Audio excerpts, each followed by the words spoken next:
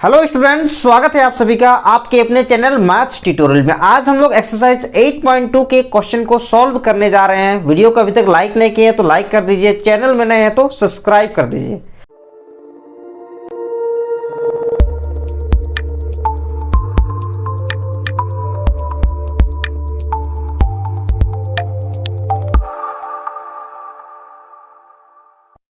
तो सबसे पहले हम लोग समझते हैं एक्सरसाइज 8.2 के जो थ्योरी होते हैं उसको पहले देखिए। इसका जो थ्योरी है area between two curves, area between two curves, ठीक है। एक्सरसाइज 8.2 में आपको क्या पढ़ना है? Area between two curves. यानी कि आपको अभी इससे पहले एक्सरसाइज 8.1 में क्या दिया हुआ रहता था? आपको कोई एक कर्व दिया हुआ रहता था तो उस कर्व कोई लाइन दिया हुआ रहता था, एक्सिस पता होता था और इतने में जो एरिया बॉन्डेड होता था वो एरिया आपको निकलना रहता था। लेकिन अभी जो एक्सरसाइज 8.2 में जो आपको क्वेश्चन आएगा उसमें आपको टू कर्व्स दिया हुआ रहेगा, दोनों कर्व से जो एरिया बॉन्डेड हो रहा है वो आपको निकालना। तो सबसे पहले आप थ्योरी को बहुत बढ़िया से समझिए, ठीक है, तो आपको क्वेश्चन बनाने में आसानी होगी। एरिया बिटवीन टू कर्व्स, मान लीजिए दो कर्व रहेगा, एक कर्व रहेगा y equal to F X और एक कर्व रहेगा y equal to G of X. ये कोई दो कर्व है, ये हो गया इक्वेशन 1, ये हो गया इक्वेशन 2।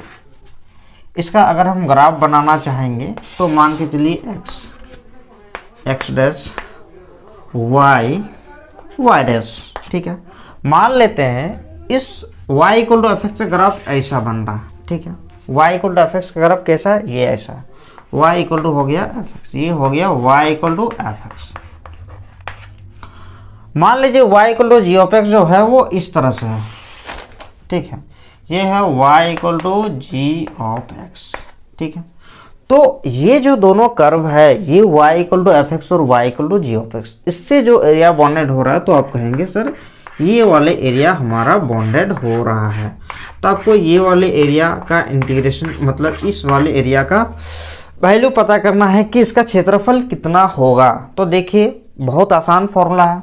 सबसे पहले हम ये रचना करेंगे, जो भी इंटरसेक्टिंग पॉइंट होगा उसका जो कोऑर्डिनेट होगा वही m का कोऑर्डिनेट होगा, इसका जो कोऑर्डिनेट होगा वही किसका कोऑर्डिनेट होगा? n का कोऑर्डिनेट होगा। मान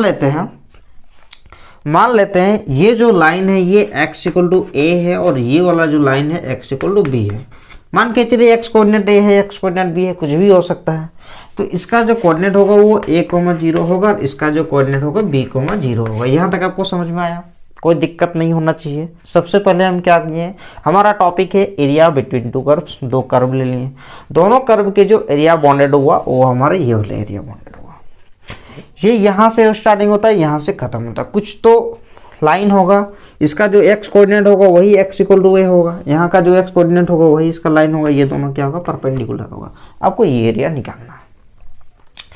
तो ये एरिया निकालने के लिए अब खुद सोचिए, जो रिक्वायर्ड एरिया होगा, रिक्वायर्ड एरिया मान लेते हैं A, इसको मान लेते हैं B, इसको मान लेते हैं C, इसको मान लेते हैं D। रिक्वायर्ड एरिया जो होगा वो आपका होगा,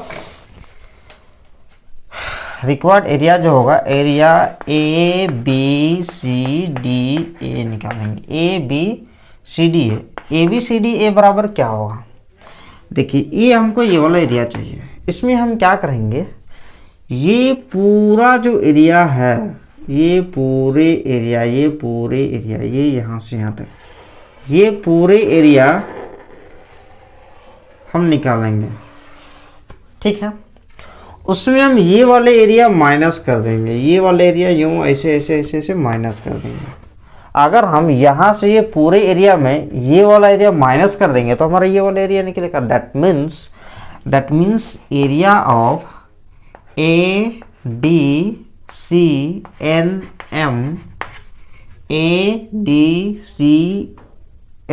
M minus area A B C N M, ठीक है। अब देखिए ये वाला जो एरिया है, ये वाला एरिया, ये पूरे एरिया कौन से कर्व के साथ बॉन्डेड हो रहा है? ये एफ एक्स के साथ बॉन्डेड हो रहा है। तो हम एफ एक्स का इंटीग्रेशन करेंगे, ठीक है। और ये वाले जो एरिया है, ये वाला एरिया, जब भी देखिए, जब भी हम इंटीग्रेशन करते हैं किसी भी कर्व का, तो इंटीग्रेशन करने के बाद जो वैल्यू आता है वो एरिया निकलता है, और वो जो एरिया निकलता है हमेशा उस एक्सिस के साथ ही बॉन्डेड होता है। जैसे कि अगर हम इसका इंटीग्रेशन करेंगे, तो इसका इंटीग्रेशन करेंगे तो ये एक्स एक्सिस के साथ का ही बॉन्डेड एरिया निकलेगा। तो मान लीजिए हम इसका इंटीग्रेशन करेंगे एक्स के रेस्पेक्ट में, तो इसका एक्स के रेस्पेक्ट में ये एक्सिस के साथ का एरिया निकलेगा। हम लिमिट ले जा रहे हैं ए टू बी, ठीक है। फिर यहाँ पे क्या करेंगे, हमको ये वाला एरिया माइनस कर देंगे, हमको ये वाला एरिया चाहिए। जब हम इसको इंटीग्रेशन करेंगे तो ये नीचे वाला भाग का निकलेगा, तो जी ऑफ एक्स, तो नीचे वाले भाग में अगर हम घटा देंगे तो ये हमारा रिक्वायर्ड एरिया निकल जाता है। आई होप आपको समझने में हम कामयाब रहे होंगे। जल्दी से इसको नोट कर लीजिए। तो एक्सरसाइज 8.2 का फर्स्ट क्वेश्चन को देखते हैं। क्वेश्चन नंबर 1 क्या कहता है, find the area of the circle 4x² plus 4y² equal to 9। एक सर्कल का इक्वेशन दिया हुआ है, क्या है question number 1 solution Q1। Circle का इक्वेशन दिया हुआ है 4x² plus 4y² equal to 9। ये एक सर्कल का इक्वेशन दिया होगा। Which is interior of the parabola, यानी कि वो जो एरिया है वो इस पैराबोला के इंटीरियर है। x² इक्वल टू 4y, इसके क्या है, इंटीरियर है, मतलब आंतरिक है। तो ये एरिया निकालना है। तो सबसे पहले आपको भी पता है कि इन दोनों का बढ़िया से फिगर बना लेते हैं। तो देखिए 4x² plus 4y² equal to 9, इसको हम स्टैंडर्ड फॉर्म में लाएंगे तब पता चलेगा कि इसका सेंटर क्या है, ओरिजिन क्या है, ठीक है। तो सबसे पहले हम क्या करेंगे, इसको हम ऐसे लिख सकते हैं x², 4 कॉमन निकालेंगे, इसको इक्वेशन 1 दे देंगे, x² plus y² equal to 9। तो x² plus y² equal to 9/4 होगा। That means x² plus y² equal to आ जाएगा 3/2 होल स्क्वायर, ठीक है। किसका इक्वेशन आ गया, ये आ गया सर्कल का इक्वेशन। जब भी सर्कल का इक्वेशन इस फॉर्म में होता है तो आपको पता होना चाहिए कि ये आपका स्टैंडर्ड फॉर्म में है। इसका जो सेंटर होगा वो आपका ओरिजिन होगा। यदि आप कंपेयरिंग करना चाहेंगे तो इस तरह से भी कर सकते हैं, x - 0 का होल स्क्वायर तो y - 0 का होल स्क्वायर इक्वल टू 3/2 का होल स्क्वायर। हम बार बार तो करके नहीं दिखा सकते हैं।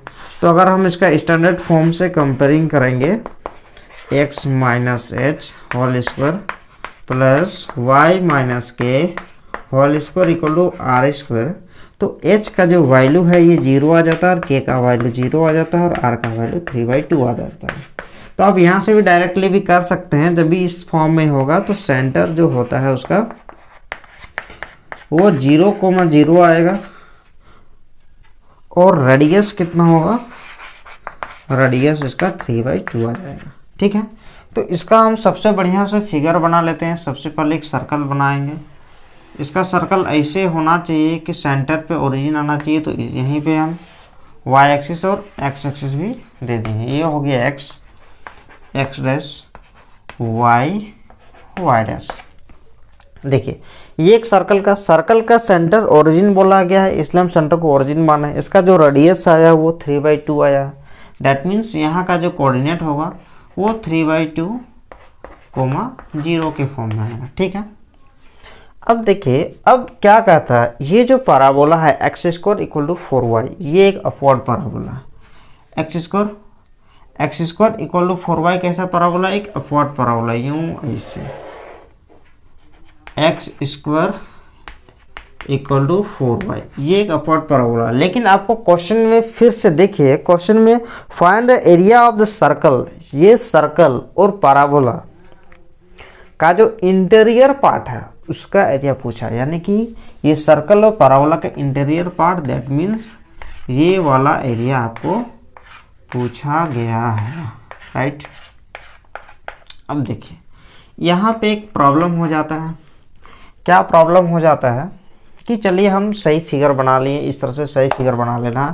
अब आपको ये वाला एरिया निकालना। हम क्या करेंगे, जैसे कि एक्सरसाइज 8.1 में भी करते हैं, ये दोनों एरिया तो सेम होगा, यस। तो कोई एक का निकालेंगे, यानी कि फर्स्ट क्वाड्रेंट वाला निकालेंगे, 2 से मल्टीप्लाई कर देंगे, ठीक है।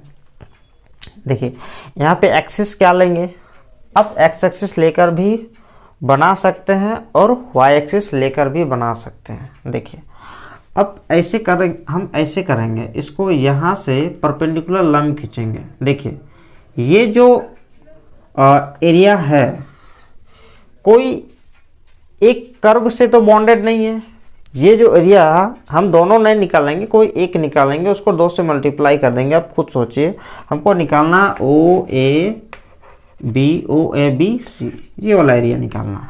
ठीक है, अब क्या करेंगे, ये वाला एरिया निकालने के लिए हम ओ ए बी ओ निकालेंगे, 2 से मल्टीप्लाई कर देंगे तो पूरा रिक्वायर्ड एरिया आएगा। ठीक है, यहाँ तक तो कोई दिक्कत नहीं है। लेकिन जब हम इसका एरिया निकालेंगे तो होगा क्या कि हम किसका इंटीग्रेशन करेंगे। जब इंटीग्रेशन हम करने पहुंचेंगे तो पता चलेगा कि ये वाला जो एरिया है ये वाले कर्व के साथ भी बॉन्डेड है और ये वाले कर्व के साथ भी बॉन्डेड है। तो यहाँ पे हमें एक समस्या उत्पन्न हो जाता है। ठीक है, प्रॉब्लम हो जाता है। तो हम क्या करेंगे, इसको यहाँ पे 2 भाग में बांट देंगे, यूं ऐसे।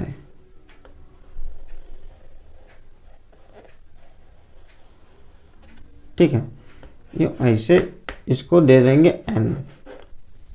ठीक है, n दे देंगे। अब सबसे पहले हम ओ ए एन ओ का एरिया निकालेंगे, फिर ए बी एन का एरिया निकालेंगे। जब हम ओ ए एन का एरिया निकालेंगे तो वो पैराबोला से बॉन्डेड होगा। जब हम एन ए बी एन का एरिया निकालेंगे तो वो सर्कल के साथ बॉन्डेड होगा। यानी कि जब हम ये वाला एरिया निकालेंगे तो पैराबोला के इक्वेशन को इंटीग्रेशन करेंगे, जब हम ये वाला एरिया निकालेंगे तो सर्कल के इक्वेशन को इंटीग्रेशन करेंगे। यहाँ तक आपको समझने में कोई दिक्कत, कोई परेशानी नहीं होना चाहिए। ठीक है, अलग अलग बांट दी। अब देखिए जब हम इंटीग्रेशन करेंगे तो फिर यहाँ का कोऑर्डिनेट भी चाहिए। क्यों? अपर लिमिट के लिए इस एरिया का अपर लिमिट का काम ये करेगा, इस एरिया के लिए लोअर लिमिट का काम ये करेगा। देखिए यहाँ का जो कोऑर्डिनेट है ये तो आपको पता ही होगा, 0,3/2 होगा। कैसे जाने भाई, सर्कल का जो रेडियस है वो 3/2 है, यहाँ से 3/2 होगा तो जरूर उसका कोऑर्डिनेट भी 3/2 आएगा। ठीक है, तो n का कोऑर्डिनेट निकालने के लिए हमको a का कोऑर्डिनेट चाहिए। यहाँ का जो y कोऑर्डिनेट होगा, क्योंकि यहाँ पे y एक्सिस पे है, यहाँ का जो y कोऑर्डिनेट होगा ना वही इस n का y कोऑर्डिनेट होगा, x कोऑर्डिनेट तो 0 होगा। तो a का कोऑर्डिनेट निकालने के लिए हमको इक्वेशन 1 और इक्वेशन 2 को सॉल्व करना होगा। ठीक है, क्या करना होगा? सॉल्व करना होगा। तो सॉल्व हम जैसे करते हैं, solving 1 and 2 we get, solving 1 and 2 we get, तो यहाँ पे पाएंगे एक्स स्क्वायर के प्लेस पे हम 4y रख देंगे, 4y। देखिए x square equal to 4y, यहाँ पे 4y plus y square equal to 9/2। तो y square plus 4y minus 9/2 equal to 0। तो यहाँ से हम लिख सकते हैं, यहाँ से कैलकुलेट करना होगा।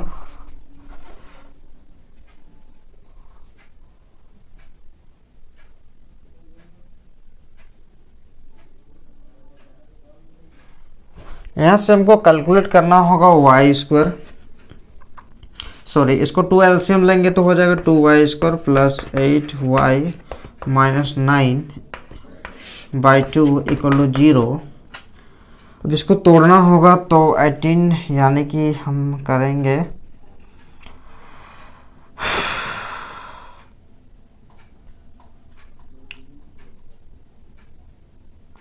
2y स्क्वायर प्लस 8y ना,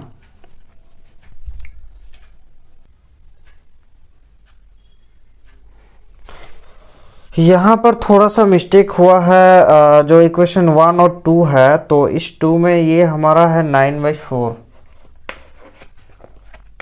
तो 9/4 हो जाएगा। तो यहाँ पे 4y square plus 16y minus 9/4 equal to 0 हो जाएगा। तो ये 4 उधर मल्टीप्लाई हो जाएगा तो 4y square plus 16y minus 9 equal to 0।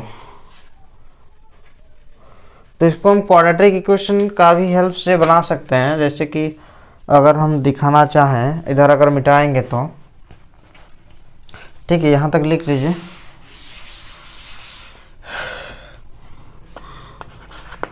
Minus B यानी कि -16 प्लस माइनस बी स्क्वायर, ठीक है, -4ac बाई 2a यानी कि 2 इंटू 4। तो -16 प्लस माइनस हो जाएगा 2 5 6।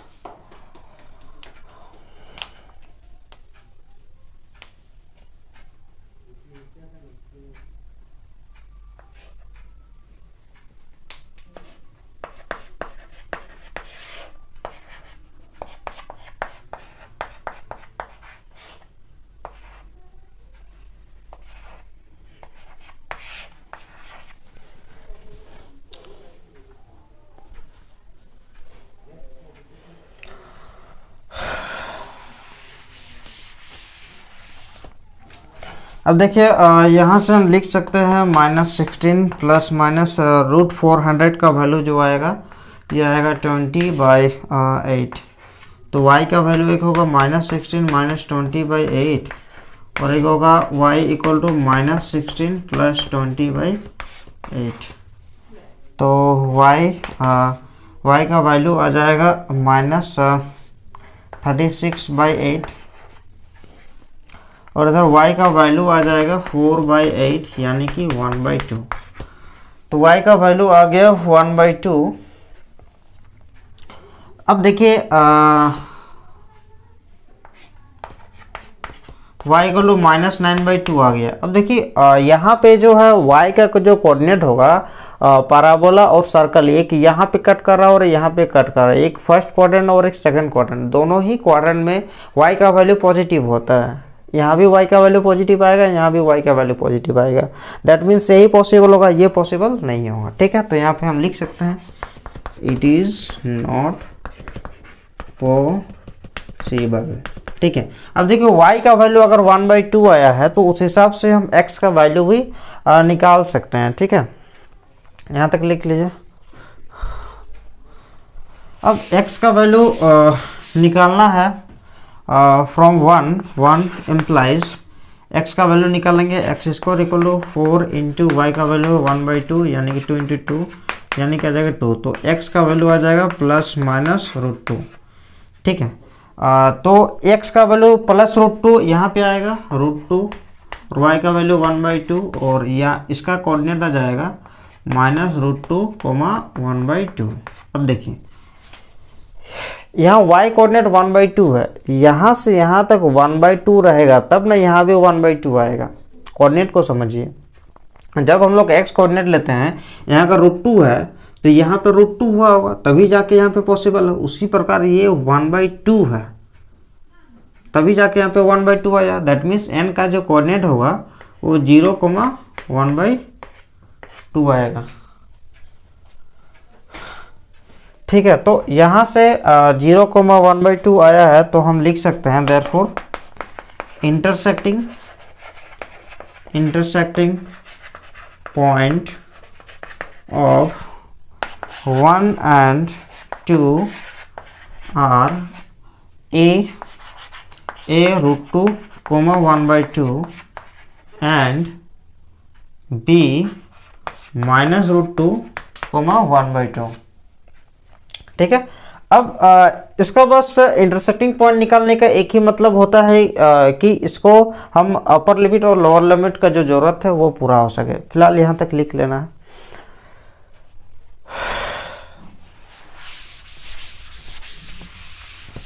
अब देखिए नेक्स्ट जो है एरिया निकालना है, रिक्वायर्ड एरिया। तो नाउ रिक्वायर्ड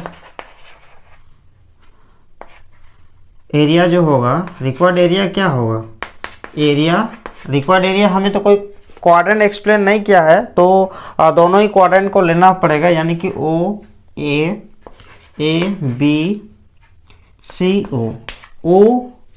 OABCO। लेकिन इस OABCO के अलावे हम इसको लिख सकते हैं 2 इंटू एरिया OABNO। अब यहाँ पे 2 इंटू अब ये जो एरिया है ओ ए बी एन ओ, ये भी दो चीज से मिलकर बना है। एक है area O A N O minus area A B N A. इसको हम लिख सकते हैं, क्यों हम अलग अलग लिखे, माइनस नहीं करेंगे प्लस करेंगे, क्योंकि ये एरिया और ये एरिया हमको ऐड करना होगा। अब यहाँ पे जब हम लिखेंगे 2 इंटू, यहाँ पे भी इंटीग्रेशन करेंगे, यहाँ भी वाई डी एक्स होगा, यहाँ भी इंटीग्रेशन करेंगे, यहाँ भी वाई डी एक्स होगा। देखिए ओ ए एन ओ ये पैराबोला के साथ बॉन्डेड है। पैराबोला हमारा इक्वेशन 1 है, तो यहाँ पे हम 1 लिख देंगे। ये जो है ये हमारा सर्कल के साथ बॉन्डेड है, तो इसको हम इक्वेशन 2 लिख देंगे। ठीक है, ये चीज होने के बाद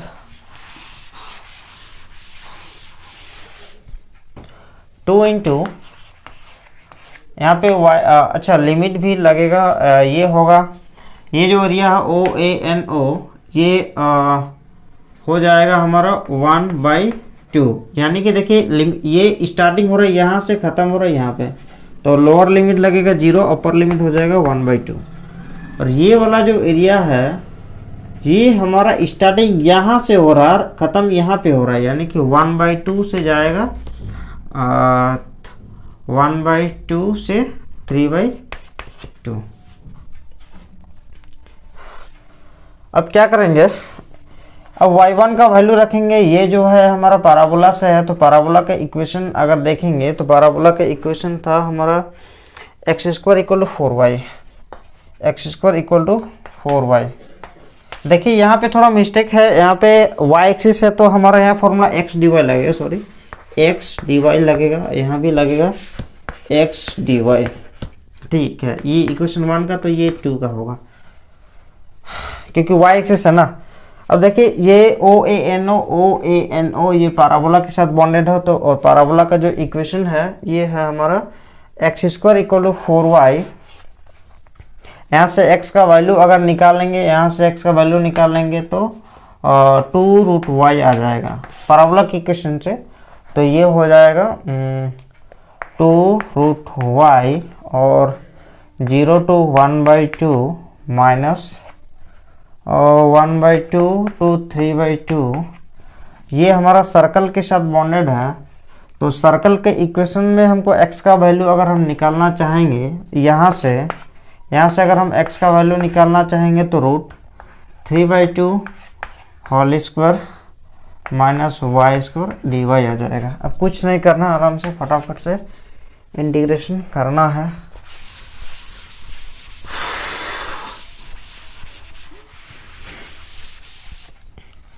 नेक्स्ट स्टेप क्या होगा कि 2 × 2 4, यहाँ फिर से इंटीग्रेशन करेंगे, लेकिन उससे पहले थोड़ा देख लीजिए, यहाँ पे जो है सबसे नीचे वाले स्टेप में, इससे पहले वाले स्टेप में प्लस होगा, प्लस की जगह पे थोड़ा माइनस लिखा गया है, उसको थोड़ा करेक्ट कर लीजिएगा क्योंकि दोनों ही एरिया को ऐड कर रहे हैं ना।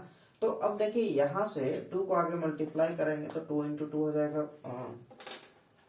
4, 0 to 1/2 और y⁴ 1/2 dy, 2 × 2 2 + 2 1/2 to 3/2 √3/2 whole square minus y² dy। ठीक है, अब यहाँ से जो 4 y⁴ 3/2 upper limit 1/2, lower limit हो जाएगा 0 + 2। इसका इंटीग्रेशन क्या होगा, y/2 a² माइनस x², यानी कि 3/2 का होल स्क्वायर माइनस y², ठीक है, प्लस a²/2 यानी कि 3/2 whole square 2 sine inverse x/a यानी कि y/3/2। अपर लिमिट हो जाएगा 3/2 और लोअर लिमिट हो जाएगा 1/2। अब इधर 4 कांस्टेंट को बाहर निकालेंगे, 2/3 y⁴ 3/2 upper limit 1/2 lower limit 0 + 2।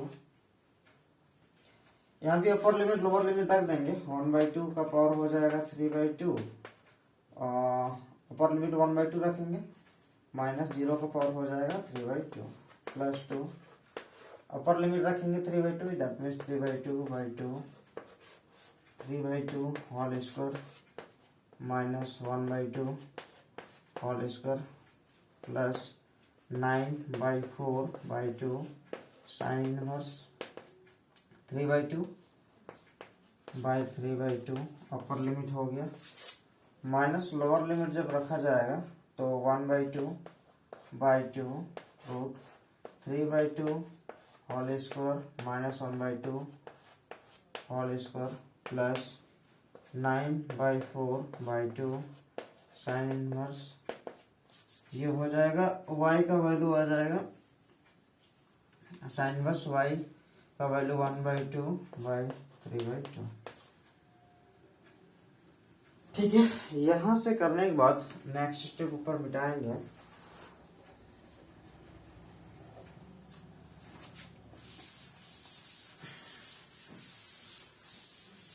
अब देखिए क्या होता है कि यहां से ये हो जाएगा 8/3 और यहां से हम लिख सकते हैं 1 का पावर 3/2 1 ही रहेगा, बाई 2 का पावर हो जाएगा 3/2 माइनस हो जाएगा 0 प्लस 2, यहाँ पे देखिए 3/2 ये तो हो जाएगा 3/4, लेकिन ये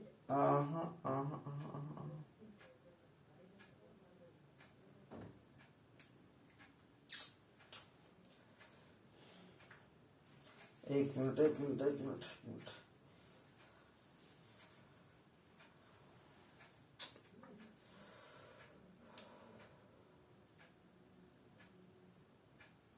यहाँ पे इंटीग्रेशन किया है ना हम इसका 3/2 का whole square minus Y square का, तो यहाँ पे हो जाएगा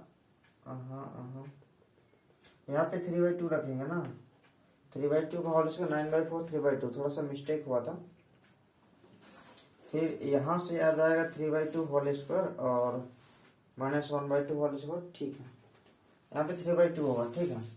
तो अब देखिए ये दोनों कैंसिल हो जाएगा, तो ये दोनों कैंसिल होकर क्या हो जाएगा, रूट 0 जिसका वैल्यू 0 ही आएगा, प्लस 9/8, ये दोनों कैंसिल हो जाएगा, साइन इनवर्स हो जाएगा 1, और यहाँ से हम लिख सकते हैं माइनस 1/4, और ये हो जाएगा रूट 9/4 माइनस 1/4, और यहाँ से हम लिख सकते हैं 9/8 प्लस 9/8 साइन इनवर्स, ये 2 और 2 कैंसिल हो जाएगा, sine inverse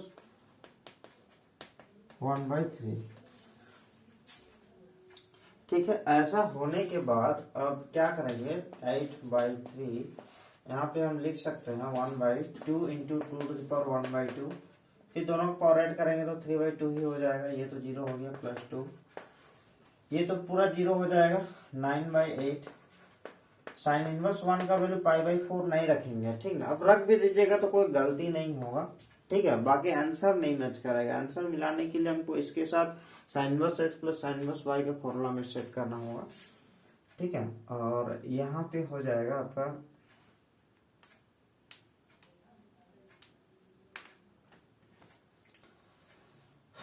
minus 1/4, root LCM लेंगे तो 4, 9 - 1 हो जाएगा 8, माइनस 9/8 साइन इनवर्स 1/3,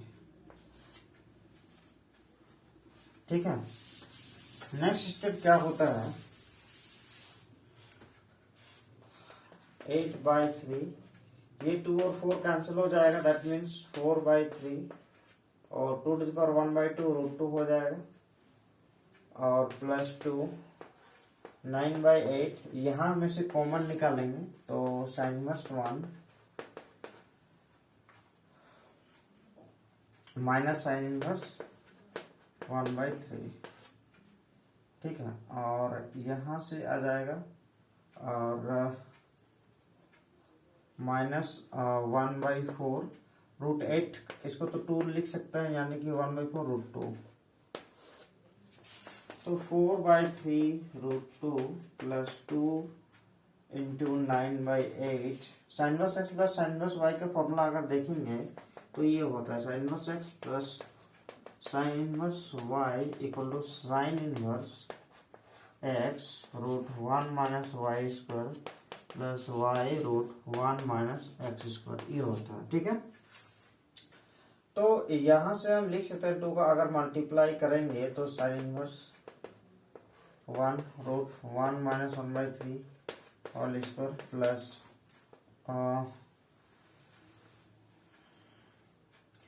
प्लस हो जाएगा हमारा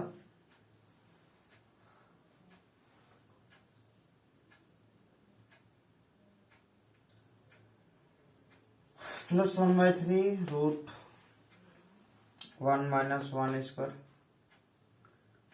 ठीक है, और ये 2 को इसके साथ भी मल्टीप्लाई करेंगे तो 2 इंटू 1/4 रूट 2। ठीक है, अब 4/3 रूट 2, ये कैंसिल हो जाएगा, प्लस 9/4 साइन इनवर्स 1 माइनस 1/9, और 1 माइनस 1/9 कितना हो जाएगा, 8/9 हो जाएगा, 8/9। और यहां से लिख सकते हैं ये तो 1/3 इंटू ये 0 हो जाएगा, माइनस 1/2 रूट 2। तो 4/3 रूट 2, ये दोनों कैंसिल कर सकते हैं ना, माइनस 1/2 को लिख सकते हैं root 2 into root 2 into root 2, देखिए रूट 2 इंटू रूट 2 ही हो जाएगा, प्लस 9/4 साइन इनवर्स रूट 8 का वैल्यू लिख सकते हैं 2 रूट 2, और रूट 9 का वैल्यू कितना हो जाएगा 3। दैट मीन्स आगे अगर मिटाना चाहेंगे तो ये होता है, आगे ये और ये कैंसिल हो जाएगा, तो 4/3 root 2 4/3 root 2 minus 1/√2 plus 9/4 sine inverse 2 root 2/3। अब यहाँ पे एलसीएम लेंगे तो 3 रूट 2 आ जाएगा, एलसीएम तो 4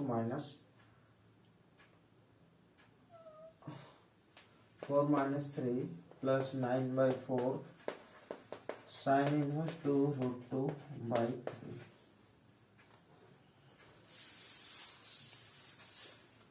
नेक्स्ट स्टेप क्या होता है, ये 1/3 रूट 2 हो जाता है, प्लस 9/4 साइन इनवर्स 2 रूट 2/3। तो आगे अगर हम एलसीएम लेना चाहेंगे तो फिलहाल के लिए तो यहाँ पे